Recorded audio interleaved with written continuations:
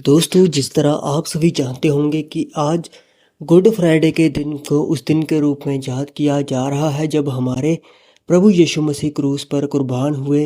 वे हमारे पापों के लिए क्रूस पर चढ़ गए और इसी की याद में आज का दिन मनाया जा रहा है।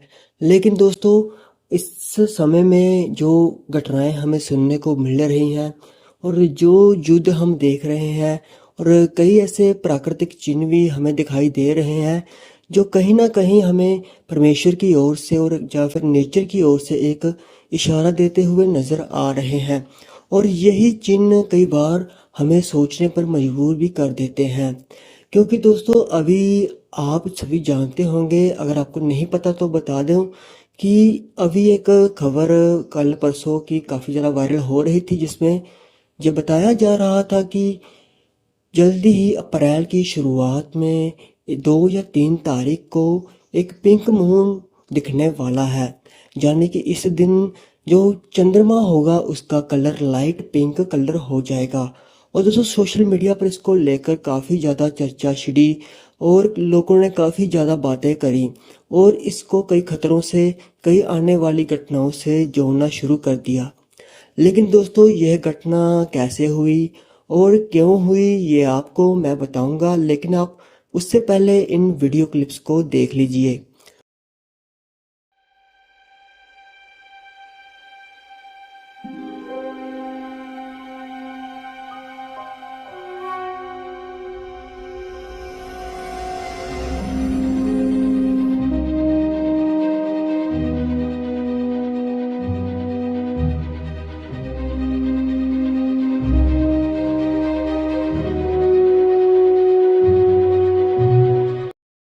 तो दोस्तों, सबसे पहले तो हमें समझना होगा कि जो पिंक मून है इसका जो चांद का कलर जो लाइट पिंक हो जाता है, यह वैज्ञानिकों के द्वारा बताया जाता है कि यह एक नॉर्थ अमेरिका के पिंक फ्लॉक्स फूल है जो उससे जुड़ा हुआ है, जो कि इसी समय, इसी दौरान, इसी महीने खिलता है।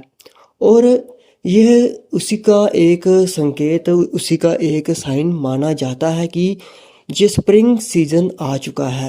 लेकिन दोस्तों, बात यहीं पर ख़त्म नहीं होती है, क्योंकि गुड फ्राइडे के आसपास या फिर गुड फ्राइडे के दिन या उससे एक दिन पहले चांद का इस तरह से दिखना और इस तरह से लाइट पिंक कलर में शो होना, ये कहीं ना कहीं इसके पीछे एक स्पिरिचुअल या फिर एक सिग्नल है जो हमें समझना होगा, हमें देखना होगा और उस पर हमें चर्चा करनी होगी। हालांकि यह डर का कारण नहीं है, लेकिन यह एक इशारा है कि हमारे प्रभु यीशु मसीह, जिन्होंने हमारे लिए, हमारे पापों के लिए अपना आप बलिदान कर दिया, वह जल्दी ही आने वाले हैं और वह क्रूस पर हमारे लिए मारे गए और इसके बाद गाड़े गए और तीसरे दिन मुर्दों में से जी उठे, जिसे हमें ईस्टर डे के रूप में मनाते हैं। और दोस्तों, आपको इस समय इन घटनाओं को देख इन्हें नज़रअंदाज नहीं करना है, बल्कि परमेश्वर के मार्ग पर, उसके रास्ते पर चलते रहना है, क्योंकि आकाश और पृथ्वी तो टल जाएंगे लेकिन यहोवा पिता के वचन कभी नहीं टलेंगे।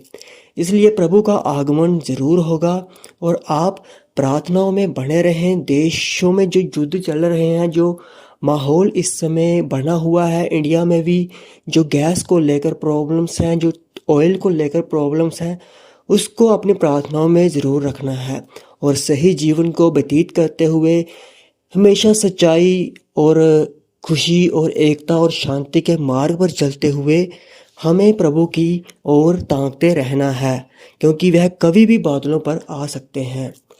बाकी दोस्तों, ये पिंक मून वाली घटना डराने के लिए नहीं है, बल्कि यह एक संकेत हो सकता है जिस पर हमें सोच विचार करना होगा।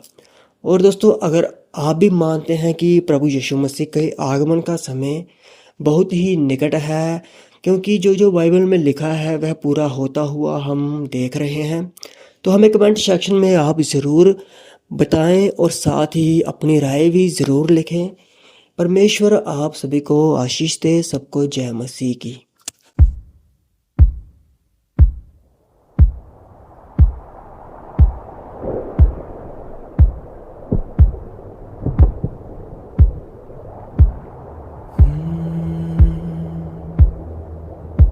Whisper, तेरे लिए उसने जान दे दी, तेरे गुनाहों की सजा ले ली,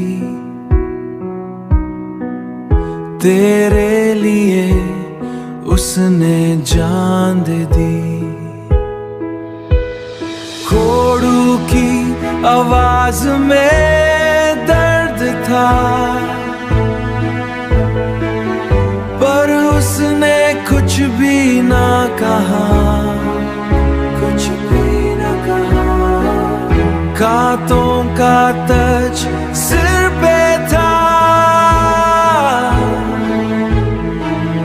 फिर भी वो चुप ही रहा, चुप ही रहा।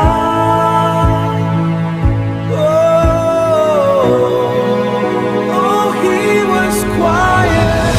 जब कीले हाथों में उतरी, आसमां भी रो पड़ा।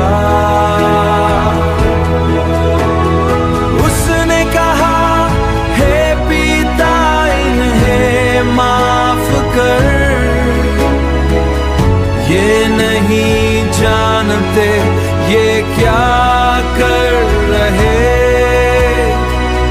तेरे लिए उसने जान दे दी, तेरे अंधेरों में रोशनी भर दी। तेरे लिए उसने जान, yeah, for your sake he gave his life.